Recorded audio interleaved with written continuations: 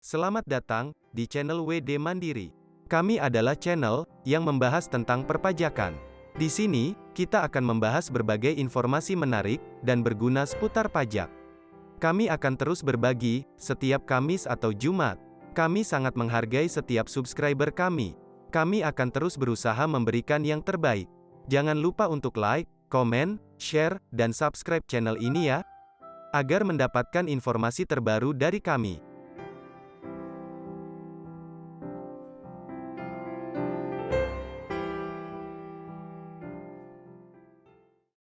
Baik,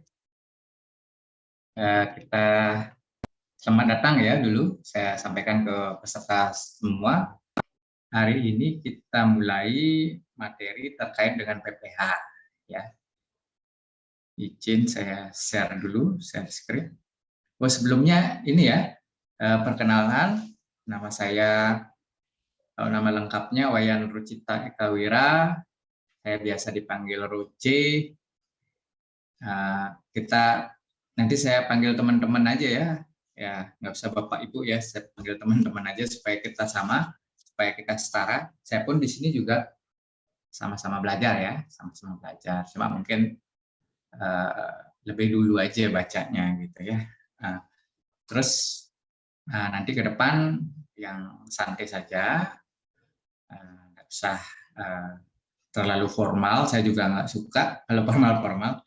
Diinikan aja. Kalau memang mau bertanya, langsung bertanya. Kemudian kalau mau lewat chat, misalkan boleh lewat chat ya, nggak masalah ya. Artinya supaya pembelajaran kita santai ya. Oke, nanti saya izin, saya akan sampaikan mungkin hal-hal yang agak banyak cerita ya, karena saya rasa mungkin teman-teman di sini ada yang sudah praktek atau sudah bekerja di suatu perusahaan yang menangani pajak, ada mungkin yang tentunya masih belum gitu ya. Nah, nanti coba saya akan buatkan dalam bentuk case-case cerita ya. Yang mudah-mudahan nanti bisa lebih optimal. Oke. Ya, namanya belajar PPH ya itu bagian dari pajak ya. PPH itu artinya pajak penghasilan. Nah, kalau misalkan ini mungkin Anda sudah bisa pelajari ya. Pajak itu kontribusi kepada negara ya, undang-undang yang dapat dipasarkan tidak memberikan imbalan secara langsung. Nah, dari pengertiannya saja sepertinya pajak ini agak maksa nih. Ya, seperti itu ya. Jadi, bayangkan kalau negara tidak ada pajak, dari mana ya membangun infrastruktur? Asli saya dari Karangasem, saya bekerja di Direktorat Jenderal Pajak sudah 20 tahun, dan saya kalau misalkan ke kampung dari tempat tinggal di Denpasar sampai di Karangasem itu 1 jam 15 menit. Itu sangat cepat. Kalau dulu saya sekitar 2 jaman lah. Nah, kenapa bisa cepat? Karena ada jalan yang luas, namanya Jalan Ide Bagus Mantre, dan jalan itu dibangun oleh orang-orang yang bayar pajak. Ya, jadi kita harus paling tidak orang-orang yang membayar pajak itu orang-orang yang tentunya luar biasa ya. Kita berterima kasih sama mereka karena tanpa imbalan langsung, tanpa kontraprestasi langsung. Jadi sebenarnya orang-orang yang membayar pajak ya orang-orang luar biasa. Dan Anda pun juga ketika Anda bisa bermanfaat buat negara, ya tentunya Anda bisa menjadi konsultan pajak yang baik. Ya. Jadi bisa banyak cara kita untuk bisa berkontribusi ya. Gitu. Jadi Anda sekarang belajar, sebenarnya Anda belajar pajak, paling tidak Anda bisa mengerti bahwa negara ini sangat membutuhkan peranan dari pajak. Karena sekarang sudah 80%. Apalagi negara juga ke depan juga akan membangun IKN ya, juga itu membutuhkan dana yang banyak juga, dan saat ini negara membutuhkan penerimaan dari pajak peranannya 80%. Namun tax ratio kita masih rendah masalahnya. Ya, jadi sebenarnya pajak ini masalah kesadaran sebenarnya. Orang yang nggak bayar pajak, orang bayar pajaknya sedikit, orang bayar pajaknya banyak, sama mendapat perlakuan. Jadi itulah pajak tanpa imbalan secara langsung. Yang kita hanya dapatkan fasilitas jalan raya, keamanan, hal-hal yang lain yang tentunya yang sesuai dengan kebutuhan. Dan juga pajak itu digunakan untuk subsidi silang. Jadi orang yang tidak mampu akan disubsidi dengan orang yang mampu. Jadi orang yang mampu akan bayar pajak. Nah, nanti pajaknya itu digunakan untuk membantu orang yang tidak mampu. Contohnya, misalkan kalau ada orang yang tidak mampu sedang menderita sakit, misalkan harus di rumah sakit, dan dengan surat keterangan tidak mampu, mereka bisa untuk mendapatkan fasilitas kesehatan. Ya, oke, itu sekilas untuk overview Anda. Kemudian pajak dibedakan sebenarnya dari pengelolaannya ada dua ya, ada pajak pusat dan pajak daerah. Yang nanti teman-teman pelajari adalah pajak pusat. Nah, di mana dikelola oleh Direktorat Jenderal Pajak. Nah, kalau pajak daerah itu apa? Pajak daerah, pajak yang dikelola oleh daerah, ada yang dikelola oleh kabupaten atau kota, ada dikelola oleh provinsi ya. Jadi kalau pajak pusat itu PPH, PPN, PBB, PBB ada, tapi PBB P3 namanya. Jadi untuk perkebunan, perhutanan dan pertambangan atau sektor lainnya, ada sektor lainnya. Kemudian ada juga bea materai, nah itu yang dikelola oleh pajak pusat ya. Jadi kita akan Anda pelajarin ya pajak pusat termasuk PBB. PBB juga nanti Anda akan pelajarin yang termasuk pajak pusat ya. Kemudian ya provinsi ini ada pajak kendaraan bermotor, ada biaya balik nama, air permukaan, dan ada pajak rokok juga. Nah, kabupaten kota itu ada PBB ya, jadi PBB yang pedesaan dan perkotaan, kemudian BPHTB ya kalau kita misalkan jual beli properti, nah ini dikelola oleh kota, kabupaten kota, restoran, reklame, parkir, hiburan, pajak hiburan, penerangan jalan, mineral, bukan logam dan batuan, kemudian pajak parkir, kemudian pajak air tanah dan sarang burung walet. Itu termasuk kabupaten kota ya.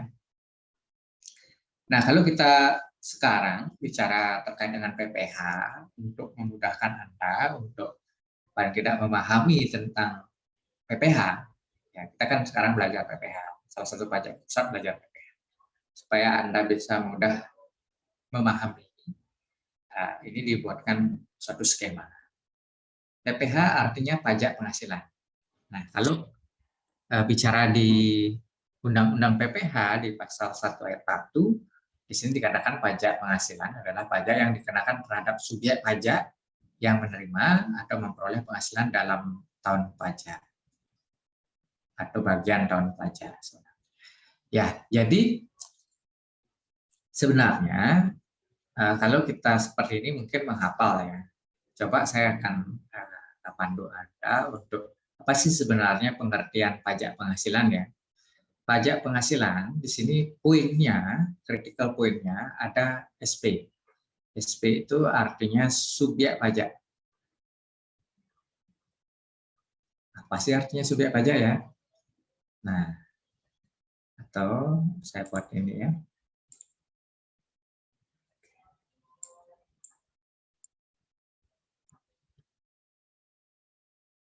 Di sini ada subjek pajak.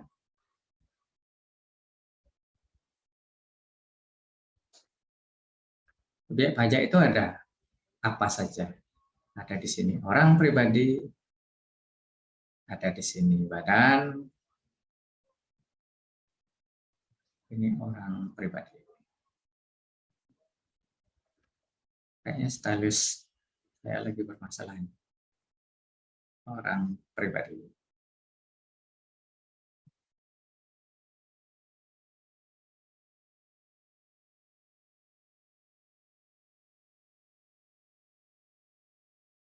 Oke, kemudian ada orang pribadi, ada badan, ada namanya warisan belum terbagi.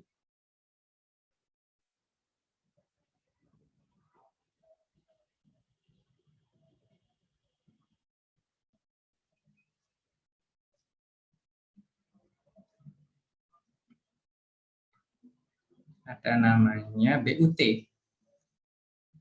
BUT atau bentuk usaha tetap.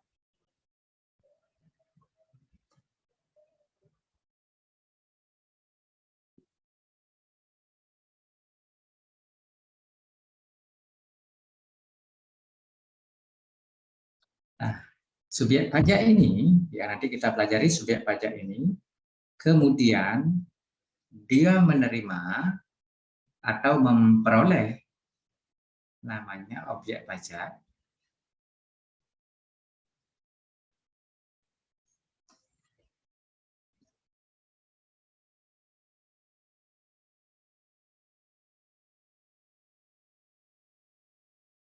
Objek pajak ini sama dengan penghasilan.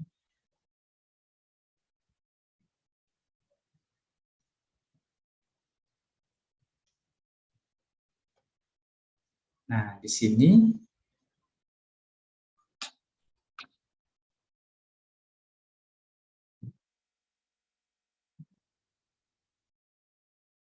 ditambah tahun pajak.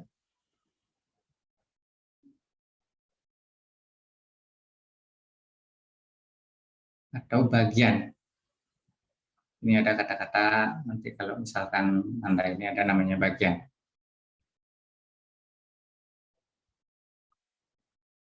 Bagian tahun pajak, 1 tahun pajak atau bagian tahun pajak. Nah, ini pengertian pajak penghasilan. Nah, jadi yang sebenarnya poin penting Anda belajar nantinya terkait dengan PPh itu ini. Subjek pajak Anda pelajari, objek pajak Anda pelajari dalam tahun pajak atau bagian tahun pajak. Jadi ada seperti ini, saya buatkan skema.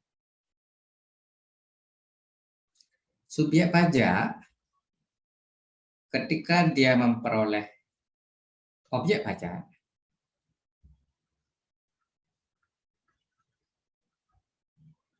ini memperoleh objek pajak ya, dia akan menjadi wajib pajak. Nah, wajib pajak itu ketika dia menjadi wajib pajak, dia harus punya kewajiban untuk melaksanakan tentunya kewajiban pajak. Ya, harus melaksanakan kewajibannya apa? Namanya 5M. Apa 5M? 5M itu mendaftar,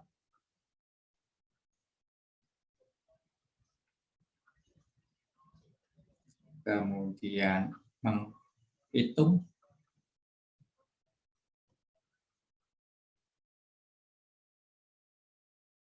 kemudian memperhitungkan,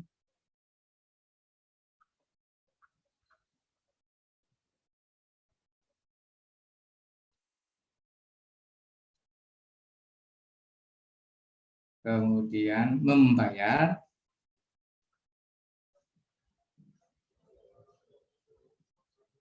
dan melaporkan.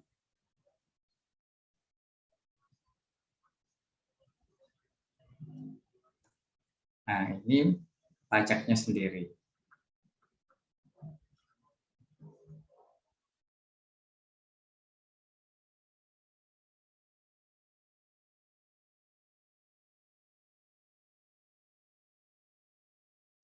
Nah, sistem ini namanya self assessment. Nama kerennya self assessment. Jadi ketika subjek pajak, ya subjek pajak itu ada 4 ini, ada objek pajak, ada badan, ada warisan belum terbagi, ada BUT bentuk usaha tetap. Nah, ketika dia memperoleh objek pajak atau penghasilan, itu jadilah dia wajib pajak. Karena dia jadi wajib pajak, bagaimana dong caranya dia untuk melaksanakan kewajiban pajaknya? Dengan mendaftar. Mendaftar apa? Mendaftar untuk apply NPWP.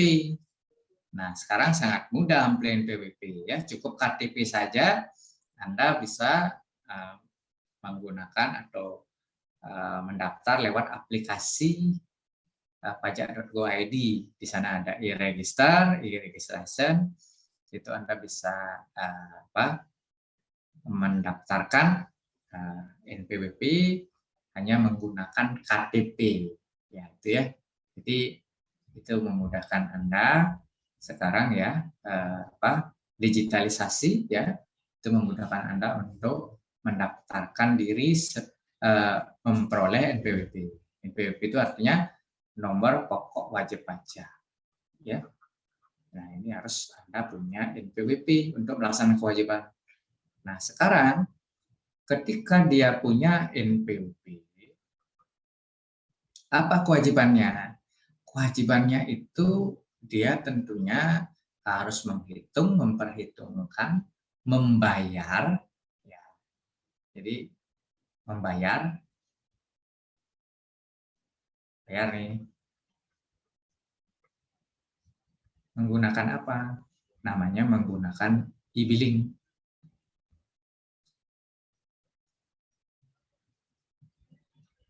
Waduh, salah gini Pak. E-billing itu apa?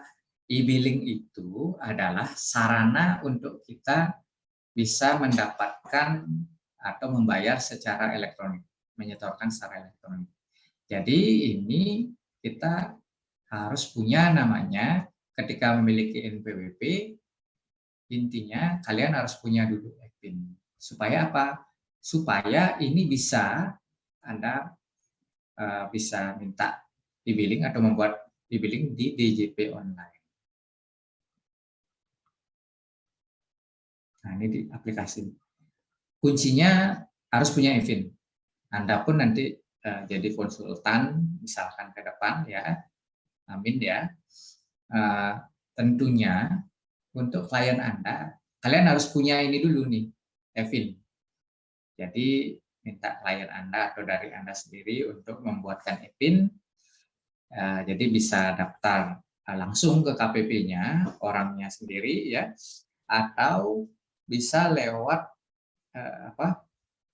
permintaan email di KPP. Nah, jadi bisa minta EPIN di sana. Jadi membuat EPIN ini. Ini kunci poinnya dulu. Paling tidak untuk Anda bisa bergerak ke depannya, punya ini dulu nih. Nah, EPIN. Nah, jadi dari punya EPIN, Anda bisa membuka DJP online, kemudian Anda bisa buat e-billing untuk bayar. Buat kode billingnya, kemudian kita bayar di bank, atau kita bayar di lewat e-banking, m-banking, ataukah internet banking. Dari mana saja Anda bisa membayar. Asalkan Anda punya kode billing. Nah, ini punya kodenya. Nah, Pak, kalau misalkan pertanyaannya, kalau misalkan nggak bisa atau belum punya EPIN, gimana? Bisa buat kode billing nggak? Bisa. Nanti Anda ke KPP atau kontak KPP untuk mohon kode billing. Kode billing untuk bayar apa? Untuk bayar ini, gitu, misalkan pajak ini. Ya, nanti disampaikan ke KPP, nanti KPP akan memberikan kode billing, bisa. Atau langsung ke KPP bisa. Atau minta kode billing. Nanti bayarnya di mana saja bisa. Nah, tapi bukan bayar di kantor pajak ya. Ada mungkin di kantor, ada bayar di kantor pajak, cuma di mesin pembayaran itu bisa ya. Oke, tapi pada dasarnya kita di sini untuk membuat bagaimana kita untuk membuat kode billing dulu. Ini poin pentingnya ini di sini ya, supaya Anda bisa melaksanakan kewajiban dalam membayar pajaknya dari sisi wajib pajak ya. Kemudian setelah membayar, ada namanya melapor. Nah, apa yang dilapor? Yang dilapor itu SPT namanya. SPT itu apa? Namanya SPT itu SPT itu artinya surat pemberitahuan. Nah, ini ada namanya surat pemberitahuan.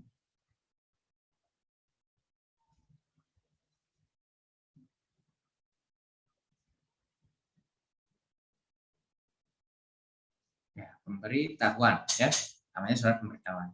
Ini dibagi, ada namanya masa itu artinya bulanan.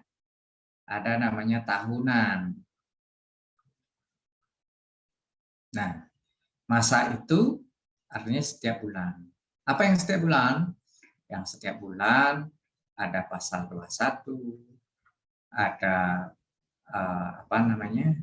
Ada pasal 22, kalau ada 23, kemudian ada 4 ayat 2, ya, kemudian ada juga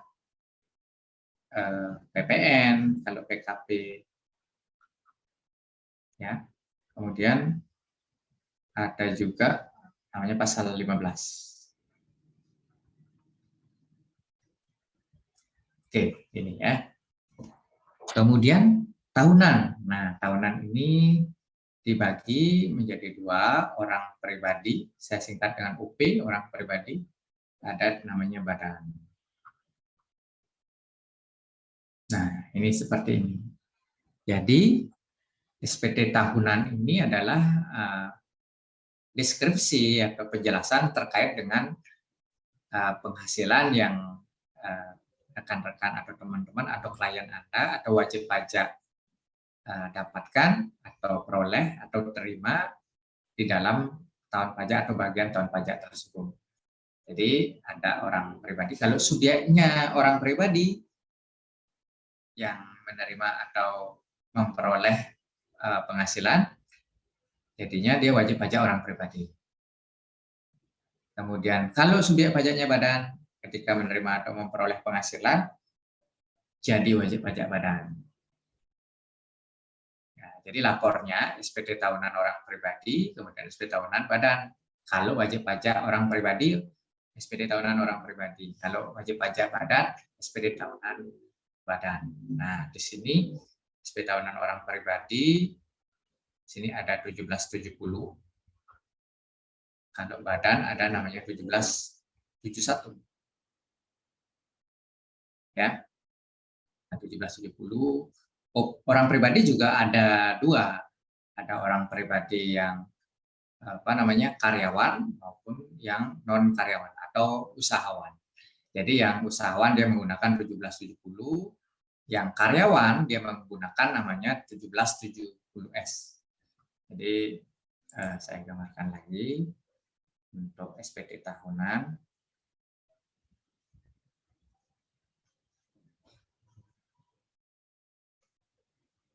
Orang pribadi. Ini ada usahawan.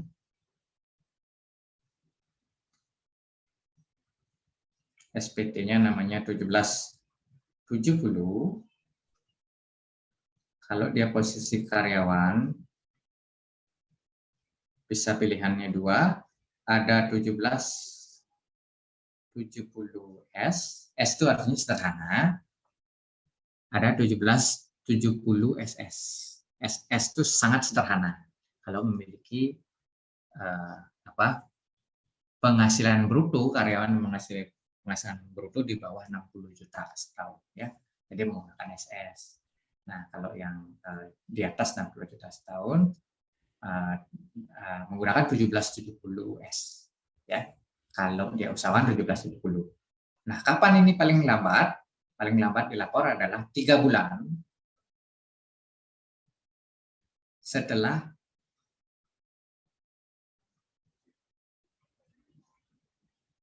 akhir tahun pajak. Akhir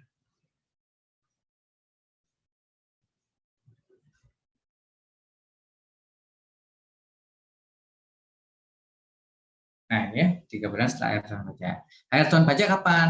Akhir tahun pajak itu adalah bisa menggunakan tahun bukunya adalah tahun takwim. Jadi ada namanya tahun buku.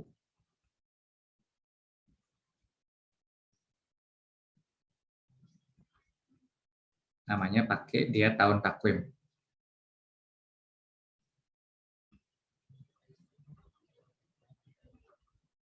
Artinya tahun takwim itu Januari sampai dengan Desember.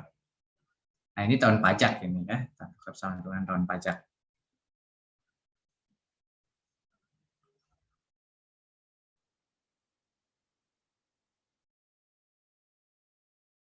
Ya, ini seperti ini ya. Nah, bisa nggak kira-kira Januari Desember? Boleh, boleh-boleh saja. Asalkan jumlahnya 12 bulan. Misalkan tahun bukunya biasanya pembukuan Australia kadang-kadang dia menggunakan tidak Januari Desember ya. Bisa menggunakan katakanlah Juli sampai Juni gitu misalkan. Atau ada juga yang saya temui menggunakan tahun buku Juni sampai dengan Mei. Gitu. Jadi misalkan contoh Juni 2022 sampai Mei 2023 gitu. Tapi jumlahnya sama 12. Itu boleh, boleh. Boleh. Nah, asalkan menggunakan pemberitahuan. Nah, ke kantor pajak. Nah, sampai disetujui baru boleh menggunakan itu. Namun kalau memang belum ada pemberitahuan, secara normally pasti menggunakan tahun takwim. Jadi misalkan seperti ini, akhir tahun pajaknya kapan? Akhir tahun pajaknya adalah 31 Desember. Jadi 3 bulannya setelah akhir tahun pajak adalah 31 Maret. 31 Maret tahun berikutnya. Ya kan begitu berarti ya, 31 Maret. Jadi nah ini seperti ini sebenarnya. Sisi aturan sih masuk ke sini dia pasal 3 ayat 3. Jadi masuk di 3 bulan setelah akhir tahun pajak. Nah, kalau nanti Anda ikut USKP, kadang bisa saja di soal itu dibuatkan bahwa dia pakai tahun buku misalkan Juni sampai Mei gitu tahun bukunya. Sehingga tahun pajaknya berapa? Nah, akhir tahun pajaknya ya Mei jadinya akhir tahun pajaknya. Nah, terus paling lambat kapan dia harus kapan dia harus lapor? Nah, harus lapor ya paling lambat di aturannya 3 bulan setelah akhir tahun pajak. Nah, kebetulan ini akhir tahun pajaknya Desember, berarti paling lambat 31 Maret. Nah, pada umumnya memang seperti ini gitu ya. Gitu. Kemudian apa saja yang menggunakan SPD tahunan orang pribadi? Subjek pajak orang pribadi, ya. Kemudian juga subjek pajak warisan belum terbagi, masih menggunakan ya. SPT tahunan orang pribadi dia pakai nih. Kalau dia warisan belum terbagi. Jadi kan tadi kan kita bicara subjek pajak ada berapa? Ada 1, 2, 3, 4 ya. Nah, kalau dia SPT tahunan itu kan ada 2. Ada orang pribadi, ada badan. Nah, kalau dia orang pribadi dan warisan belum terbagi, ya yang ini, dia menggunakan SPT 1770, ya SPT orang pribadi. Nah, kalau dia SPT tahunan badan, yang menggunakan ini badan dan BUT, ya. Oke, gitu. Nah, jadi SPT tahunan orang pribadi ini digunakan subjek pajak orang pribadi sama subjek pajak warisan belum terbagi. Apa sih pertanyaannya? Apa sih itu warisan belum terbagi ya? Ya, nanti saya ceritakan dulu ya. Tapi ini dulu ya. Jadi tadi SPT tahunan orang pribadi. Coba Pak, ada bentuknya nggak SPT tahunan? Oke, sebentar dulu. Nanti saya akan sampaikan dulu badan ya. Nah, di sini ada SPT tahunan badan. Oke, SPT tahunan badan ini dia paling lambatnya adalah 4 bulan setelah akhir tahun pajak.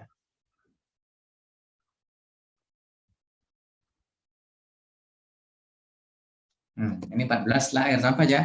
Jadi nanti 4 bulannya kapan? 4 bulannya adalah 30 April. Kalau dia ini ya, tahun bukunya adalah tahun Rakwin. Ya, seperti itu. Nah, bagaimana sih bentuknya? Nah, coba kita lihat ya.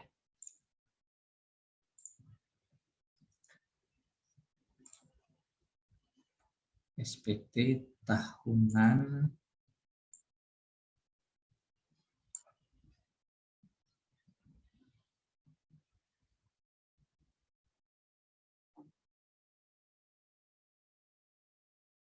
formulir.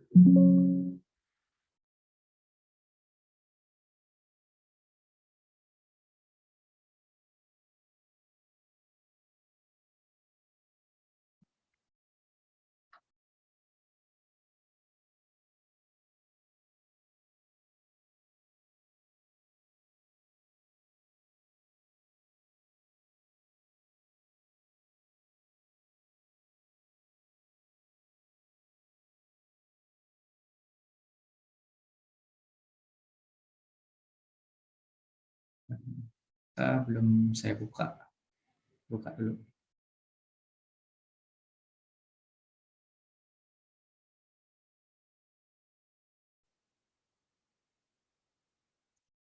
Kemudian dan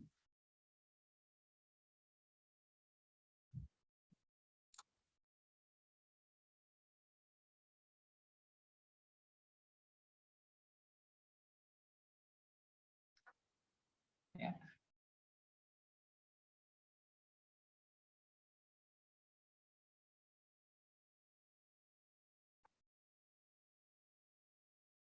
Nah, ini terkait dengan orang pribadi. Nah, ini SPT tahunan orang pribadi. Nanti kita pelajari di PPH orang pribadi. Ya, ini SPT tahunannya. Nanti paling tidak Anda bisa ngisi SPT tahunan ini ya. Bagaimana caranya untuk mengisi? Tapi paling tidak ini SPT tahunan orang pribadi ya. Untuk usahawan 1770 ya. Di sini ada dari usaha atau pekerjaan bebas, dari satu atau lebih kerja pemberi kerja, kemudian yang dikenakan PPh final dalam negeri lainnya atau luar negeri. Jadi di sini PPh untuk orang pribadi, pajak-pajak orang pribadi melaporkannya yang memiliki usaha atau pekerjaan bebas. Pekerjaan bebas itu artinya profesional ya, artinya misal dokter, pengacara, ya, arsitek seperti itu ya. Ini seperti ini. Ini formnya, Anda bisa pelajari. Anda bisa lihat ya, ini bentuk formnya. Ini saya ya. Jadi namanya matrikulasi, paling tidak Anda tahu ini dulu nih formnya. Oke. Nanti bagaimana cara mengisinya, poin pentingnya nanti ada lebih mendalam di PPh orang pribadi ya. Kemudian yang berikutnya Anda bisa lihat bagaimana PPh badan. Nah, ini untuk SPT tahunan badan gimana? Nah, SPT tahunan badan ini seperti ini formnya, 1771. Nah, ini badan agak komplit ya daripada orang pribadi, karena orang pribadi itu bisa saja pencatatan, bisa saja pembukuan. Ya.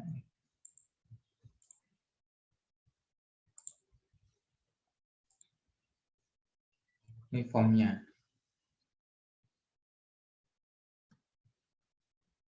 Kayaknya di materinya udah ada.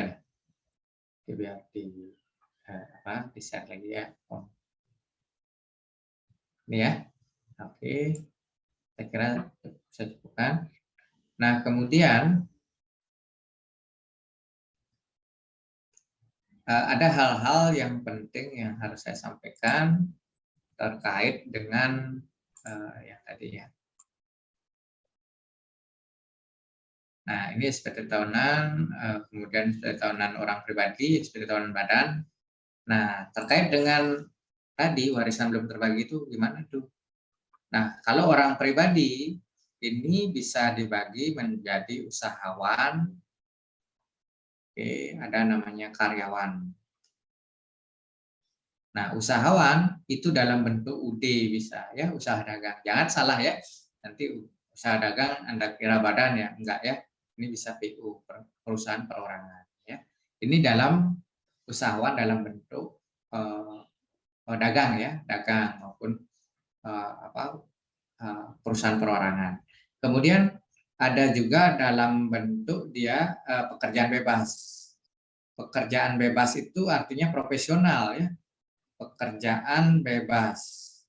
Kayak misalkan dokter, kalau saya singkat itu Pak Panda ya, pengacara, akuntan, konsultan. Nah, dokter, pengacara, nah ini pekerjaan bebas nih, ya. Dan pekerjaan yang lain juga ya. Kemudian arsitek, notaris, dan lainnya ya, yang namanya pekerjaan bebas yang merupakan profesional ya.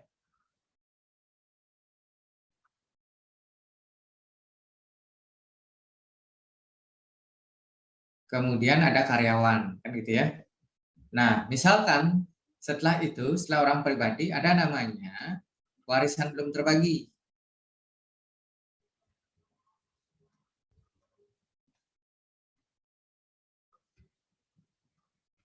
Nah, ini apa sih warisan belum terbagi? Nah, ini kalau warisan belum terbagi dari kata-katanya aja warisan belum terbagi.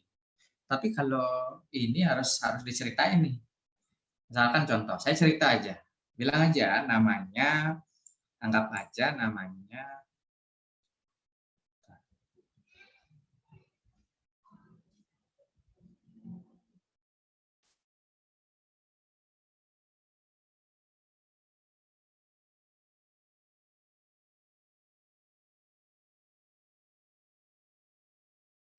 ada namanya Pan Locong. Pan Locong punya istri ya, istri namanya Susi. Namanya Susi, anaknya 2 nih. Nah, 2 anak. Ya, ikut KB ya. Pan Locong ikut KB ya. Nama usahanya namanya UD Locong Jaya. LG ya, UD Locong Jaya. LG. Nah, namanya UD berarti dia wajib pajak orang pribadi kan gitu ya. Namanya Pan Locong, punya istri, kemudian dia dalam bentuk UD Locong Jaya, ini bergerak di katakanlah yang gampang ya, toko bangunan gitu ya. Nah, kalau dia seperti ini, ketika dia orang pribadi, ya, orang pribadi memiliki usaha, usaha ini ketika dia memulai usaha, dia sudah wajib memiliki NPWP, ya. Nah, ketika Anda belajar KUP ya, jadi ketika orang pribadi yang memiliki usaha, dia sudah wajib memiliki NPWP kan, seperti itu. Jadi dia sebagai wajib pajak dan sudah wajib memiliki NPWP. Nah, ketika memiliki NPWP, Pan Locong dia harus lapor SPT. Nah, SPT-nya apa? SPT-nya namanya SPT tahunan. Tahunan orang pribadi. Bentuk formnya apa? Orang pribadi kan ada 3. Ada apa? 1770, ada 1770S, ada 1770SS. Nah, yang mana? Ini menggunakan 1770. Ya, 1770. Di sini yang apa namanya? Pan Locong melaporkan penghasilan dia di dalam SPT tahunan 1770. Nah, nanti Anda belajar di PPH orang pribadi 1770. Terus juga di samping itu Anda juga perlu belajar bagaimana sih caranya untuk mengisi SPT tahunan dengan benar dan jelas, ya, jelas dan benar, gitu ya. Dan dilengkapi dengan bukti atau dilengkapi dengan kelengkapan yang mendukung, ya, seperti itu. Jadi sesuai dengan lampiran yang ada, ya. Jadi 1770 nih. Jadi 1770 yang Panlocong laporkan. Nah, jadi kalau misalkan kapan, pertanyaannya, kapan sih paling lambat Panlocong harus laporkan? Ya, paling lambat adalah 31 Maret. Tergantung SPT-nya kapan. Kalau SPT tahunan 2022, paling lambat adalah 31 Maret 2023 nanti. Paling lambat, ya. Seperti itu. Kemudian, nah, yang namanya punya istri dan punya anak, untuk orang pribadi ada namanya pengurang. Dikasih spesial nih sama pemerintah. Pengurang. Namanya apa? Namanya PTKP. PTKP. Nanti kalian akan belajar PTKP di PPH orang pribadi. PTKP itu artinya penghasilan tidak kena pajak. Kalau bahasa awamnya itu saya bilang, maaf ini saya bilang seperti itu, anggap saja biaya hidup, gitu ya, tidak kena pajak. Jadi kalau saya bilang ini adalah biaya hidup nih, atau beban hidup. Nah, beban hidup. Tergantung apa? Tergantung statusnya. Statusnya apa? Apakah statusnya dia tidak kawin? Apakah statusnya kawin dengan tanggungannya berapa, gitu ya? Tergantung dengan statusnya. Semakin tinggi statusnya, berarti beban hidupnya semakin tinggi. Nah, pajaknya itu baru dikenakan ketika seseorang atau orang pribadi memiliki penghasilan bersih. Ingat, penghasilan bersih di atas PTKP. Nah, PPH ini, PPHUP dikenakan apabila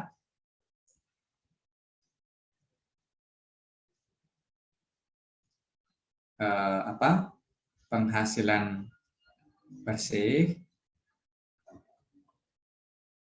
atau neto penghasilan itu di atas PTKP.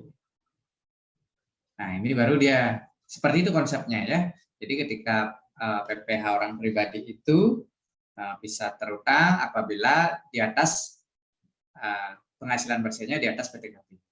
Jadi masih untung dia. Jadi misalnya penghasilan bersihnya 100, PTKP-nya misalkan 70, berarti kan masih untung lagi 30. Nah, 30 itu yang akan dikalikan tarif pajak. Tarif pasal 17 namanya, ya. Oke. Itu untuk orang pribadi. Nah, kalau untuk warisan belum terbagi gimana, Bos? Nah, ini warisan belum terbagi.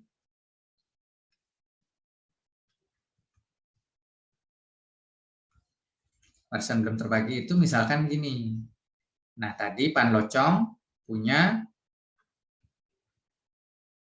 UD apa tadi? UD Locong Jaya. Nah, sekarang si Panlocong ini kan punya NPWP. Ya, NPWP orang pribadi. Misalkan NPWP-nya 0612353790100. Misalkan seperti ini, ya. Suatu ketika Panlocong katakanlah meninggal, gitu ya. Nah, Panlocong meninggal. Saya coret nih Panlocong. Koit ya, meninggal. Nah, ternyata pertanyaan saya, Udi Locong Jaya meninggal juga nggak? Ya, tentunya enggak dong, kan gitu ya. Nah, oleh karena itu tinggal si Susi ini. Nah, terus gimana dong perlakuan perpajakannya atas NPWP ini. Nah, ketika Susi, ya, ketika UD Locong Jaya ini belum dibagi ke Susi, maka NPWP ini akan terus tetap jalan. Nah, NPWP ini gimana? NPWP inilah namanya warisan belum terbagi. Nah, NPWP ini. Terus sama dong, Pak, dengan orang pribadi. Nah, bedanya memang NPWP-nya akan sama, terlihat sama seperti orang pribadi. SPT-nya juga sama, SPT tahunannya orang pribadi, tapi ya ada bedanya. Bedanya apa? Bedanya dia nggak boleh dapat PTKP. Nah, ini tanpa PTKP.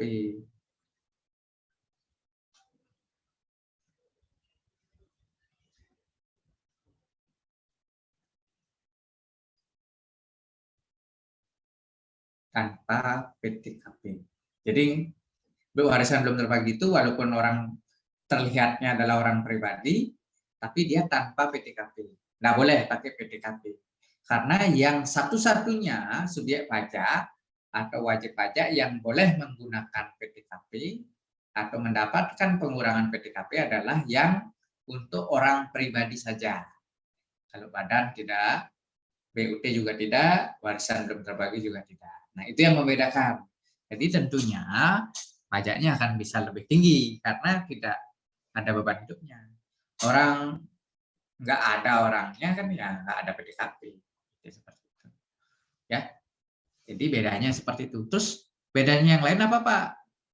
Yang lain, kalau dia bentuknya orang pribadi, dia masih bisa menggunakan fasilitas apa namanya UMKM, pajak UMKM. Jadi pajak UMKM dia harus dalam bentuk orang pribadi atau badan. Nah, kalau bentuknya warisan belum terbagi nggak bisa dia menggunakan PP 23. Jadi ketika omsetnya di bawah 4,8 M, dia pakai apa namanya? Oh, saya mau pakai pajak UMKM 0,5%, gitu kan? Supaya artinya pajaknya final, supaya gampang hitungnya, pakai dia apa? Pajak UMKM PP 23 2018 tarifnya 0,5% tuh dari omset. Bolehkah kalau warisan belum terbagi? Enggak bisa. Yang bisa hanya badan maupun orang pribadi yang memenuhi persyaratan di bawah 4,8 M ya. Atau persyaratan juga dari jangka waktu dia terdaftar.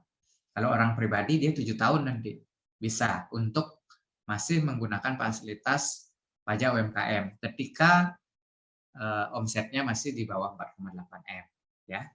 Seperti itu. Jadi kalau warisan belum terbagi nggak bisa.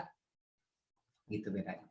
Terus supaya bisa gimana? Supaya bisa wariskan dulu UD Locong Jayanya ke Susi. Gitu ya. Oke, paling tidak yang ini ada tambahan nih. Ya, oke. Ada pertanyaan?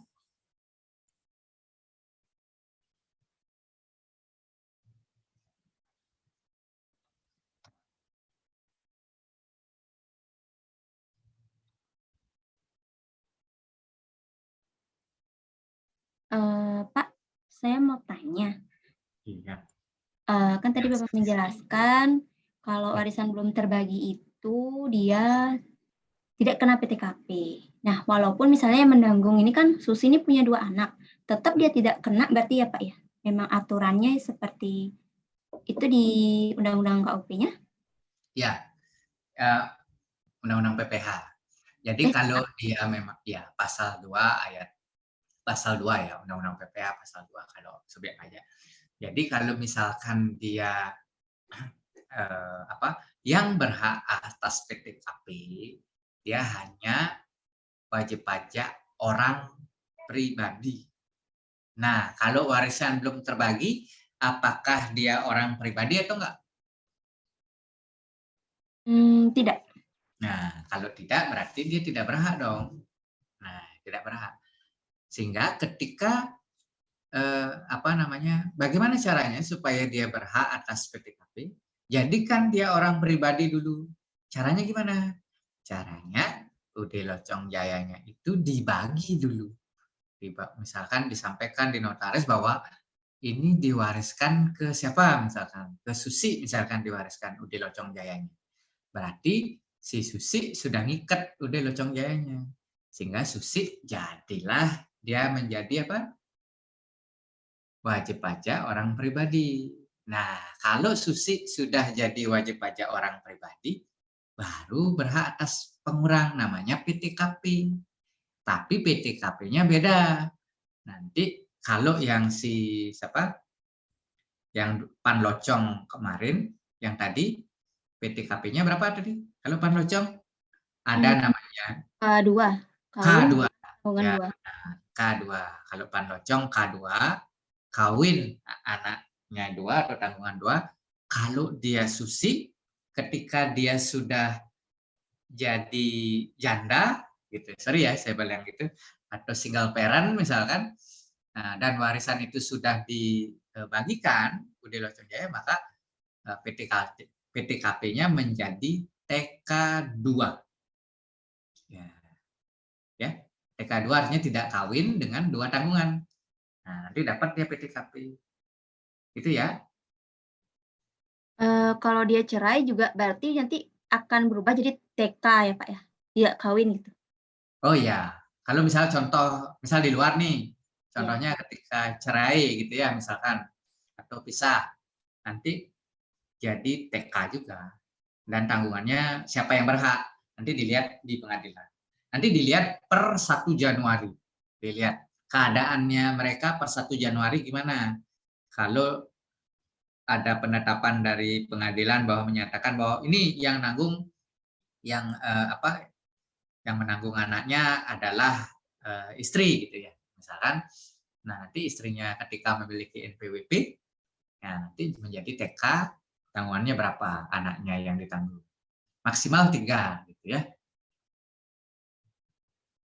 Oke. Terima kasih Pak penjelasannya. Ya.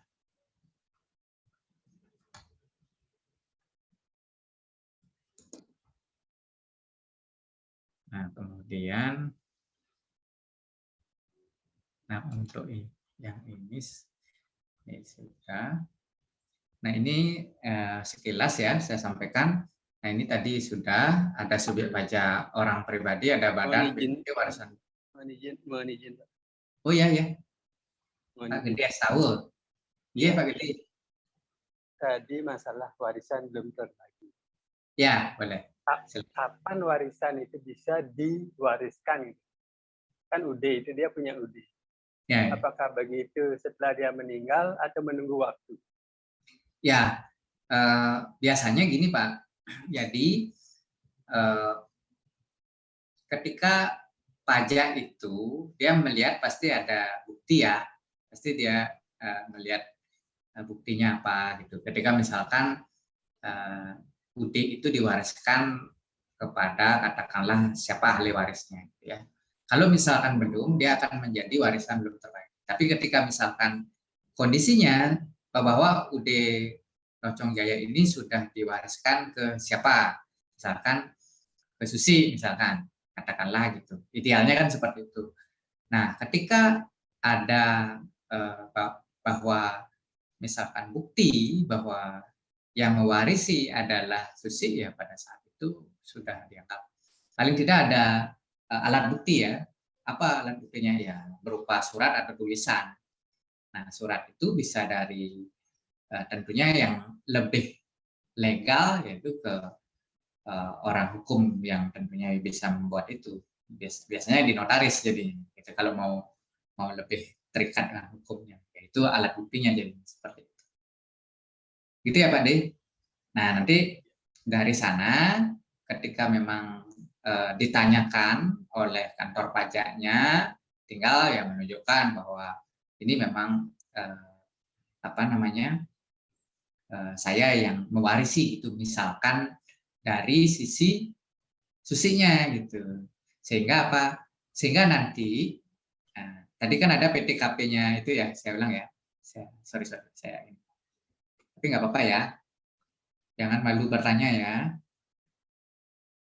Nah, ini tadi udah hapus ya. Kita contoh ya.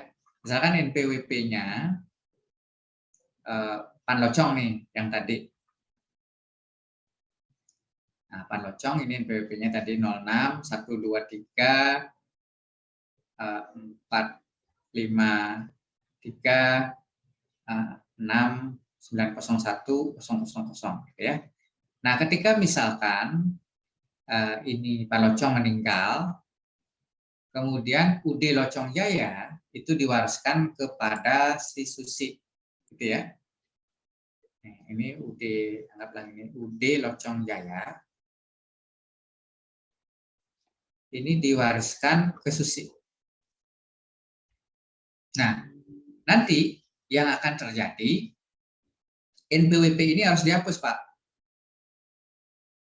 NPWP ini harus diajukan penghapusan NPWP ketika ada bukti bahwa menyatakan, oh UD Locong Jaya ini diwariskan kepada Susi. Ya, oleh karena itu baru Susi bisa untuk mengajukan penghapusan NPWP terkait dengan NPWP Panlocong yang sebelumnya nih. Nah, ini harus dihapus nih, diajukan penghapusan NPWP. Disertai dengan apa? Paling tidak NPWP asli, Panlocong, kemudian permohonan, kemudian surat keterangan kematian, kemudian juga paling tidak fotokopi bahwa ini secara suratnya atau tertulisnya yang mewariskan adalah Susi. Ya, kalau bisa lebih kuatnya lagi menggunakan notaris ya, itu lebih kuat supaya nggak mitigasi risiko sengketa gitu ya. Nah, ketika misalkan Susi sudah diwariskan ke Susi, maka Susi ini harus punya NPWP. Buat NPWP baru dia. Buat NPWP baru. Misalkan NPWP-nya Susi jadi 07 153 425 3901 gitu ya. Nah, ini baru dia punya NPWP baru. Nah, lapornya menggunakan SPT tahunan. Gitu. Jadi UD Locong Jaya ini sudah ke Susi jadinya. Ya, NPWP dia harus baru. Nanti PTKP-nya ini yang TK2. Kalau ini si Panlocong kan K2 sebelumnya. Karena anaknya 2, kalau dia warisan belum terbagi, nggak boleh ada PTKP. Masalahnya kalau belum diwariskan. Kalau sudah diwariskan, nah NPWP yang sebelumnya dari Panlocong harus dihapuskan, diajukan permohonan penghapusan, kemudian Susi harus mengajukan NPWP baru. NPWP-nya sekian, ya dalam bentuk orang pribadi. Berhak atas PTKP boleh PTKP-nya. PTKP-nya jadi TK2. Gitu. Itu ya Pak Gede. Pak, maaf Pak, mau nanya seandainya diwarisin ke anaknya bisa nggak ya Pak? Boleh saja. Ya tentunya kalau nanti Anda belajar di orang pribadi, ada namanya anak yang belum dewasa, ada anak yang sudah dewasa. Kalau di perpajakan, anak yang belum dewasa itu di bawah 18 tahun. Nah, jadi di bawah 18 tahun, ketika di bawah 18 tahun, nanti NPWP-nya itu ke orang tuanya. Nah, orang tuanya siapa? Susi. Nah, nanti Susi yang tetap yang melaporkan SPT tahunannya. Kecuali kalau anaknya sudah dewasa, sudah di atas 18 tahun. Kalau di atas 18 tahun dia bisa nge-play NPWP dia. Ya, jadi bisa dia punya NPWP sendiri. Nah, kalau yang masih belum dewasa, dia masuk ke orang tuanya, ya sebagai walinya. Jadi orang tua masuk. Misal contoh, pernah nggak dengar ada bayi dapat penghasilan? Pernah nggak? Bayi itu subjek pajak nggak? Ya, cuma dia dapat penghasilan. Nah, masa bayi bayar pajak? Nah, terus caranya gimana dong? Nah, nanti masuk ke orang tuanya. Jadi lapor yang dikenain pajak orang tuanya. Namun, penghasilan si bayi itu dilaporkan di dalam penghasilan orang tuanya. Contohnya kayak apa? Misalkan bayi nih ikut iklan TV. Nah, itu kan dapat dia misalkan honor dari upah iklannya itu. Nah, itu masuk penghasilan orang tuanya. Asalkan anaknya belum di atas 18 tahun, nah dia masuk penghasilan ke orang tuanya. Itu ya, Mbak Ani ya. Oke Pak, makasih. Ya, wah semakin seru nih. Pak, Ya. boleh tanya? Boleh, sangat boleh. Saya senang sekali nih kalau banyak orang nanya. Ya, kalau dari penjelasannya Bapak, itu kan warisan belum terbagi itu seakan-akan bahwa itu suatu usaha yang menghasilkan penghasilan. Nah, Ya. apakah itu hanya berlaku di usaha yang menghasilkan penghasilan saja, ataukah properti seperti kayak rumah, toko, bukan toko ya, rumah, kendaraan, itu juga masuk dalam kategori warisan belum terbagi? Ya, jadi sebenarnya konsep penghasilan tadi apa?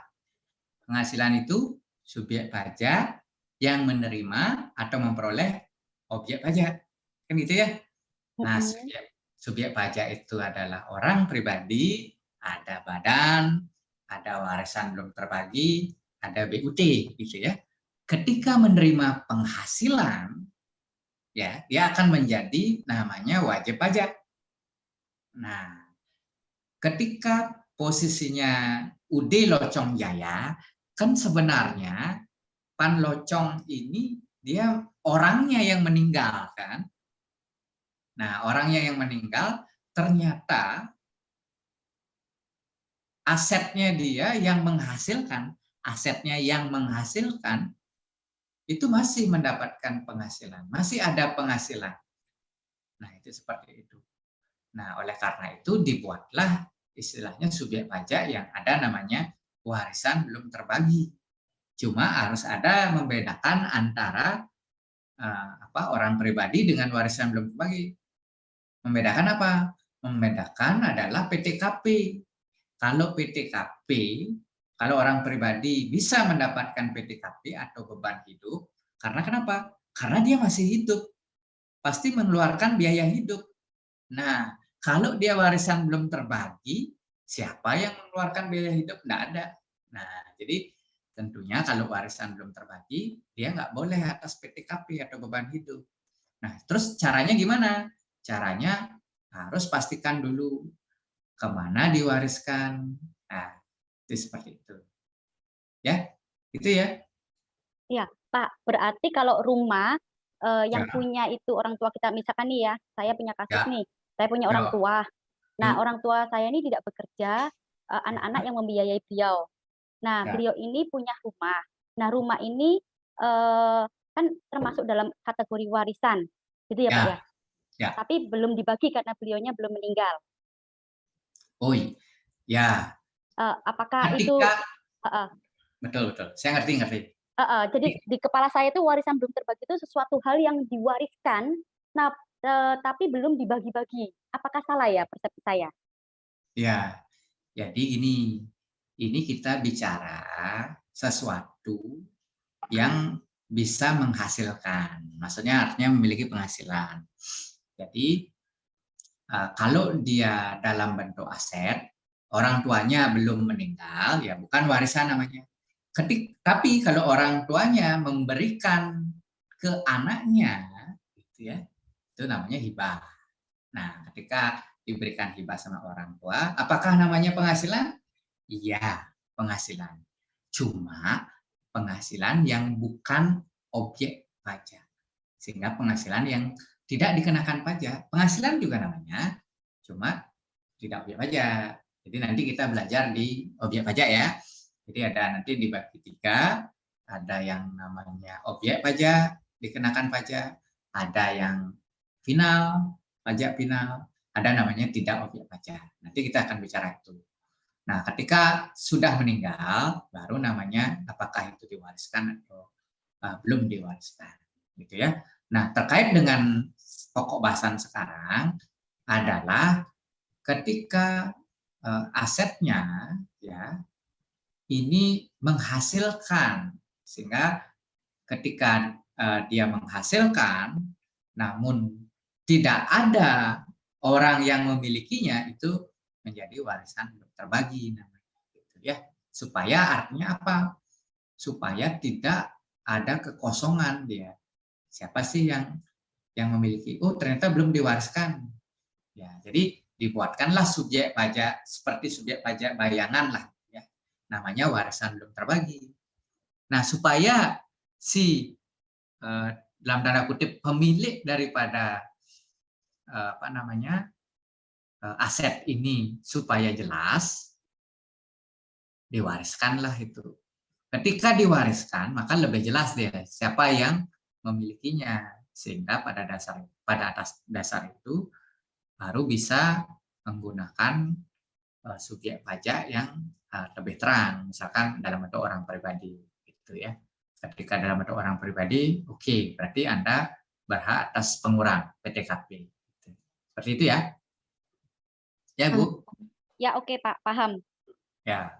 Pak, lagi.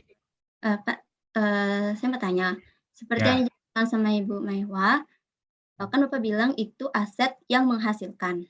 Misalkan kalau ada Pak C gitu, dia punya kontrakan, dia punya ruko, itu dikontrakkan, itu kan menghasilkan berarti Pak ya.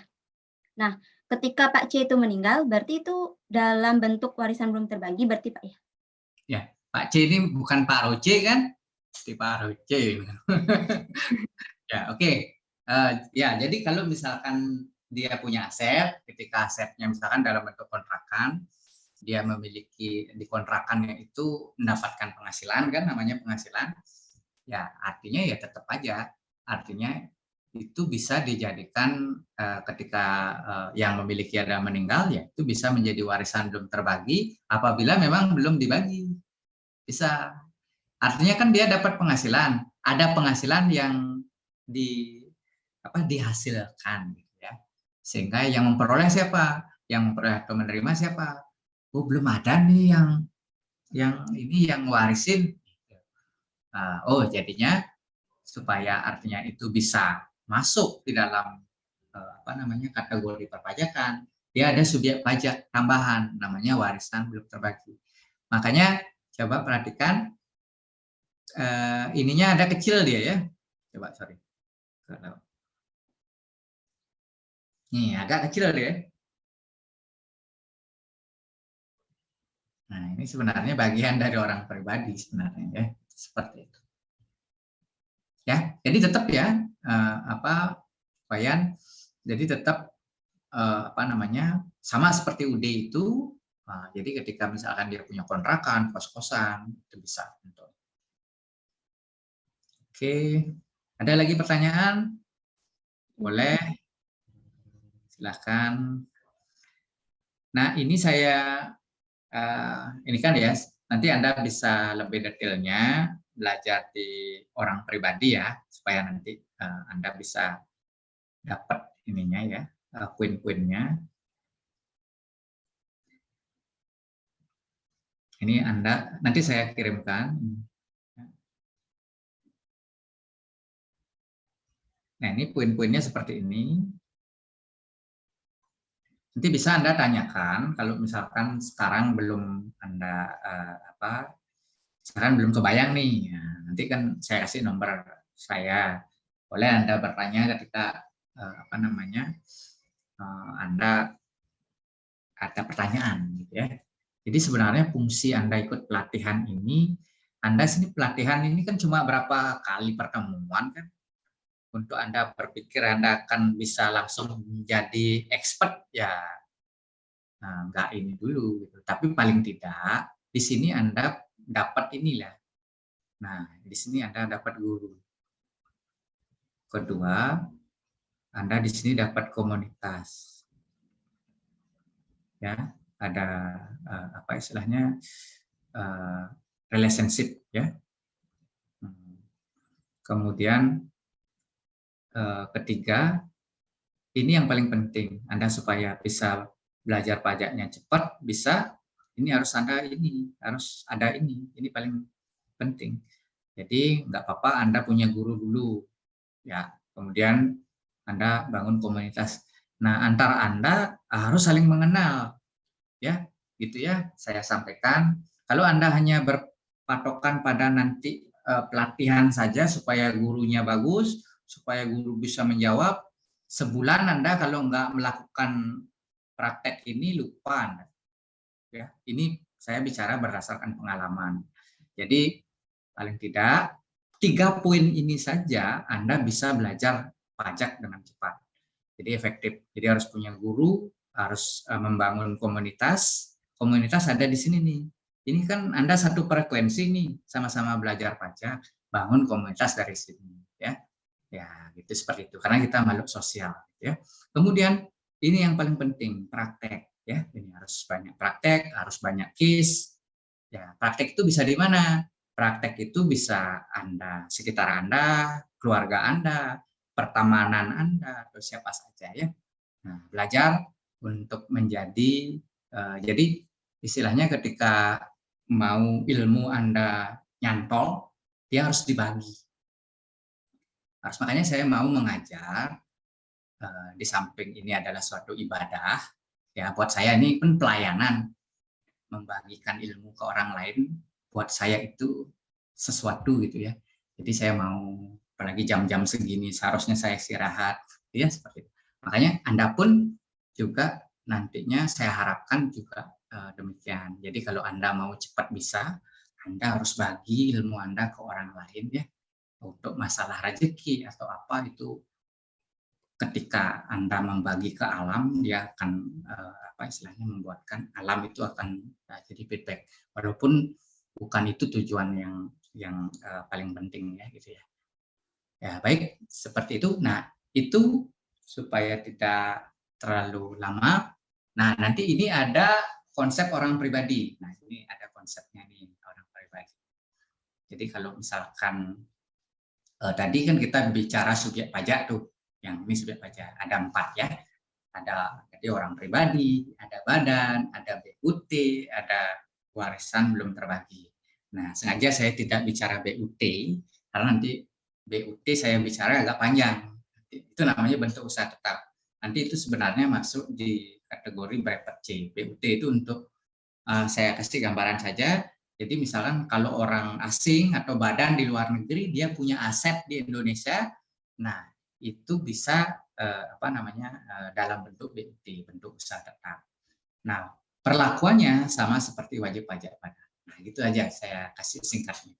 Nanti supaya artinya tidak panjang lebar ya. Kalau saya bicara seperti itu nanti saya pasti cerita supaya Anda bisa paling tidak mengerti. Nah, tapi nanti belakangan. Kalau Anda mau ini bertanya ini boleh, nggak masalah ya. Oke, nanti tanyakan sama prapnya nomor saya ya. Ya, boleh dijapri. Oke, kemudian ini subjek pajak menerima atau memperoleh objek pajak. Dia adalah wajib pajak, harus punya NPWP. Jadi objek pajak ya. Objek pajak itu dibagi menjadi ada dia bukan objek pajak, ada namanya final, ada namanya objek pajak tidak final. Nah, kalau saya bisa gambarkan supaya memudahkan Anda untuk belajar, ini saja. Saya buatkan biasanya dalam bentuk himpunan. Kalau Anda belajar PPH, ya Anda harus belajar undang-undang PPH. Nah, di sini himpunan, di sini ada namanya objek pajak. Ini sangat penting, ini dasar ya.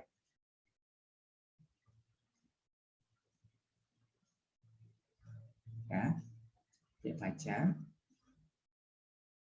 Ini namanya final.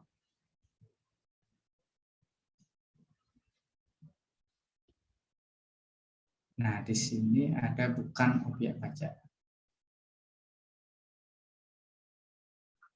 Saya singkat ya. Bukan objek pajak ya. Kemudian himpunannya seperti ini. Ya, ini H himpunan. Jadi, yang step by step kita bisa ngerti apakah transaksi ini atau penghasilan ini apakah dikenain pajak atau enggak. Nah, ini dasarnya. Anda belajar PPH terkait dengan objek pajak. Jadi kan nanti Anda belajar cuma 2, subjek pajak dan objek pajak. Nah, dasarnya di sini. Pertama, bukan objek pajak. Bukan objek pajak kalau Anda mau lebih detail, Anda belajar di pasal 4 ayat 3 Undang-Undang PPH. Nah, ini kalau mau belajar Undang-Undang PPH di sini ya. Maksudnya di objek pajaknya ya. Nah, kemudian di mana lagi? Waduh, malas saya Pak, belajar Undang-Undang PPH. Ada yang lebih gampang nggak? Ada di sini nih.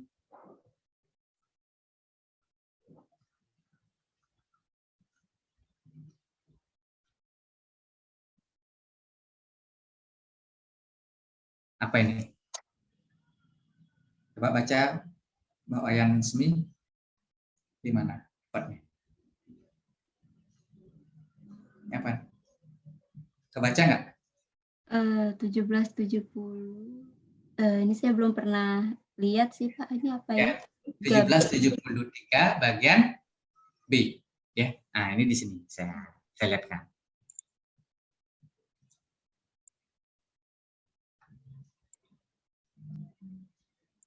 Nah, kelihatan? Kelihatan ya?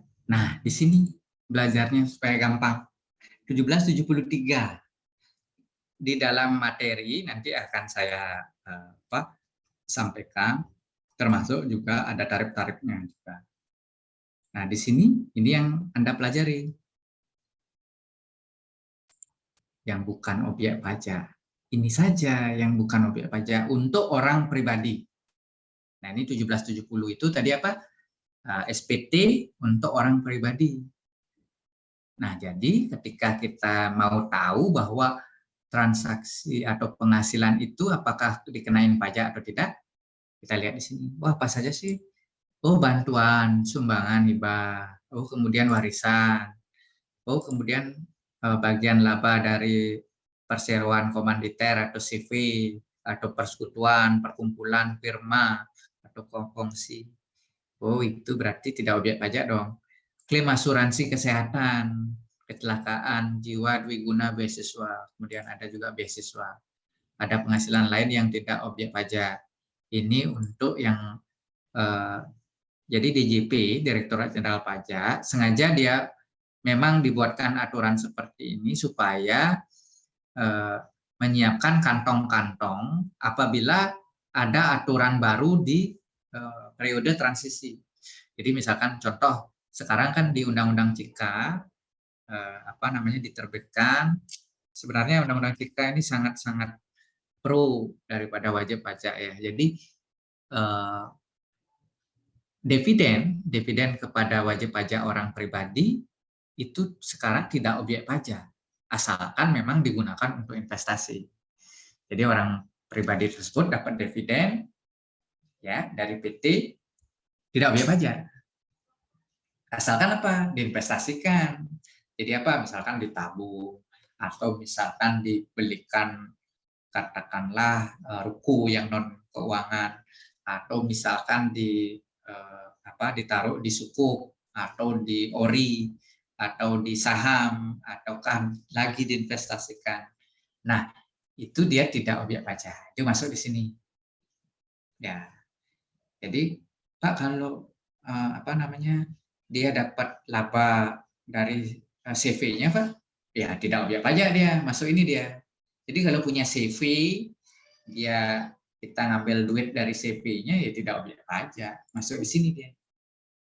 Gitu, masuk di tidak objek pajak. Kayak gitu. Jadi di sini kita bisa lebih mudah untuk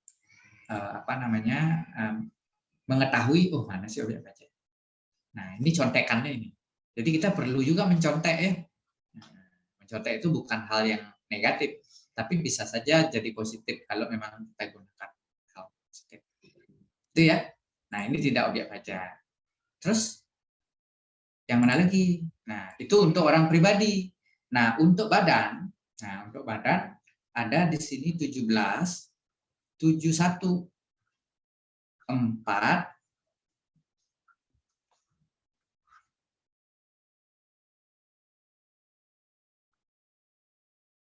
4 4 bagian B. Ini stylus saya sudah harus diganti. Bagian B, ya 1771 4 bagian B. Jadi ini yang mana nih? Nah, ini untuk wajib pajak badan. 1771 ini badan, 1770 ini orang pribadi. Jadi saya tampilkan.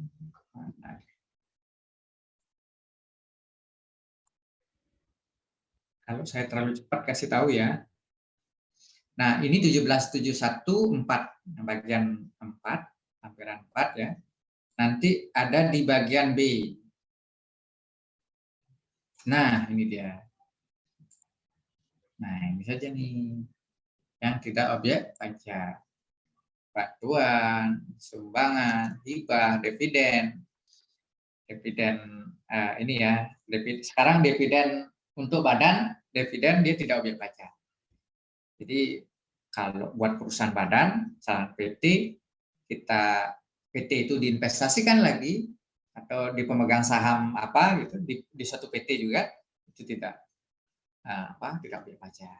Makanya kalau memang mau buat perusahaan, ya buatlah perusahaan yang agak banyak, jangan satu-satu gitu ya. Jadi kalau agak banyak, paling tidak bisa untuk dibuatkan modelnya semacam manajemen pajaknya gitu ya, seperti itu.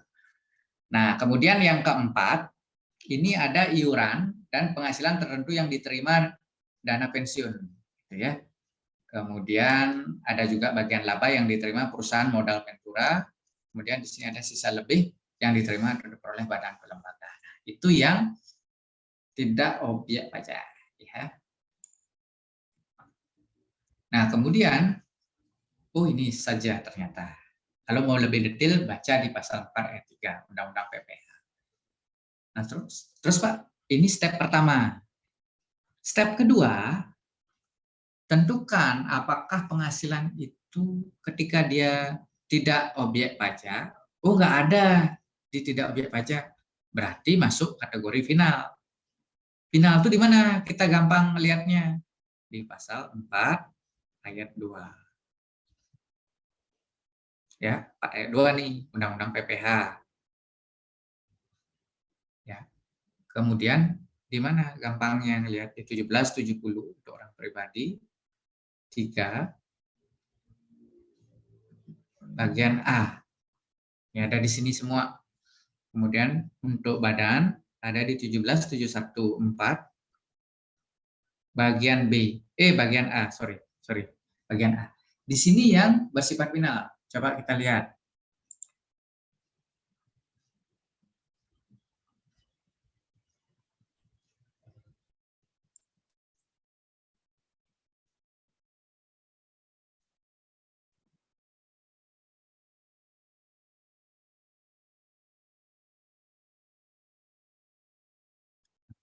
Saya belum.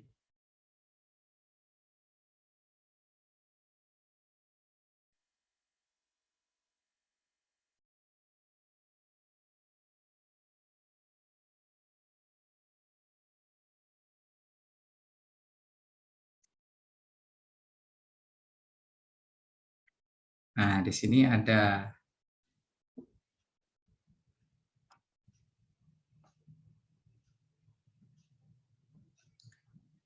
Nah, ini saya sudah buatkan ininya.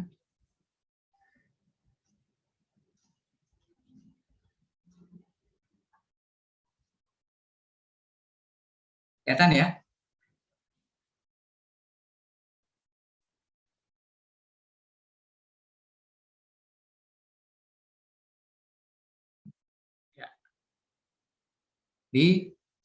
Kalau dia orang pribadi ada di 1773 ya.